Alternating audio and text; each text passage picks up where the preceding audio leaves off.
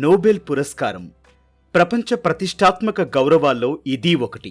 వచ్చే వారమే వివిధ విభాగాల్లో నోబెల్ పొందిన విజేతలను ప్రకటిస్తారు. ఈ సందర్భంగా నోబెల్ ప్రైజ్ను ఎవరు ప్రారంభించారు, దీన్ని ఎవరికిస్తారు, ఈ గౌరవంతో దక్కే ప్రయోజనాలేంటి అనే విశేషాలు తెలుసుకుందాం. ఆల్ఫ్రెడ్ నోబెల్ అనే ప్రఖ్యాత శాస్త్రవేత్త 19వ శతాబ్దంలో తన పేరు మీదే నోబెల్ ఫౌండేషన్ను స్థాపించారు. వివిధ పేటెంట్ల ద్వారా వచ్చిన సంపదను దీనికోసమే ఖర్చు చేయాలని నిర్ణయించారు. 1900 సంవత్సరంలో ట్రస్ట్ విలువ 29.34 కోట్ల రూపాయలు. ప్రస్తుతం ఈ విలువ 2300 కోట్ల రూపాయలకు చేరింది. వైద్య శాస్త్రం, ఫిజిక్స్, కెమిస్ట్రీ, సాహిత్యం, ఆర్థికం, శాంతి విభాగాల్లో కృషి చేసిన వ్యక్తులకు నోబెల్ ఇస్తారు. 1901లో మొదటిసారి నోబెల్ బహుమతిని ప్రదానం చేశారు. ఆల్ఫ్రెడ్ నోబెల్ మరణించి అప్పటికి 5 ఏళ్లు గడిచింది. ఈ పురస్కారం అందుకున్న వారికి 18 క్యారెట్ల గోల్డ్ మెడల్, డిప్లొమాను ప్రదానం చేస్తారు. వీటితో పాటు 11 మిలియన్ల స్వీడిష్ క్రోనర్ నగదుగా అందుతుంది.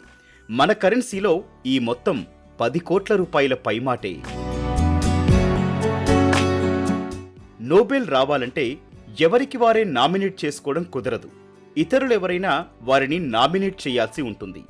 విభాగాల వారీగా దేశాధినేతలు, పార్లమెంటు సభ్యులు, యూనివర్సిటీ ప్రొఫెసర్లు, గత నోబెల్ గ్రహీతలు మాత్రమే నామినేషన్లు పంపేందుకు అర్హులు.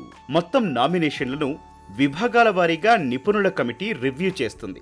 ఆ తర్వాత కమిటీ సభ్యుల ఓటింగ్తో విజేతలను నిర్ణయిస్తారు.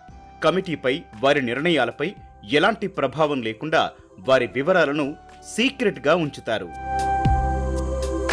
విజేతల ఎంపిక ప్రక్రియ పూర్తయిన తర్వాత ప్రతి ఏటా అక్టోబర్లో పురస్కార విజేతలను విభాగాల వారీగా అధికారిక సంస్థలు ప్రకటిస్తాయి. 2025లో పురస్కారాల ప్రకటన వివరాలు ఇలా ఉన్నాయి. అక్టోబర్ 6 వైద్య శాస్త్రం, అక్టోబర్ 7 భౌతిక శాస్త్రం, అక్టోబర్ 8 రసాయన శాస్త్రం, అక్టోబర్ 9 సాహిత్యం, అక్టోబర్ 10 శాంతి, అక్టోబర్ 13 ఆర్థిక శాస్త్రం విభాగంలో విజేతలను ప్రకటిస్తారు. విజేతలను అక్టోబర్లో ప్రకటించిన ప్రతి ఏటా డిసెంబర్ 10నే అవార్డులను ప్రదానం చేస్తారు. ఆల్ఫ్రెడ్ నోబెల్ 1896 డిసెంబర్ 10న మరణించారు. అందుకే అదే రోజు అవార్డులు అందిస్తారు.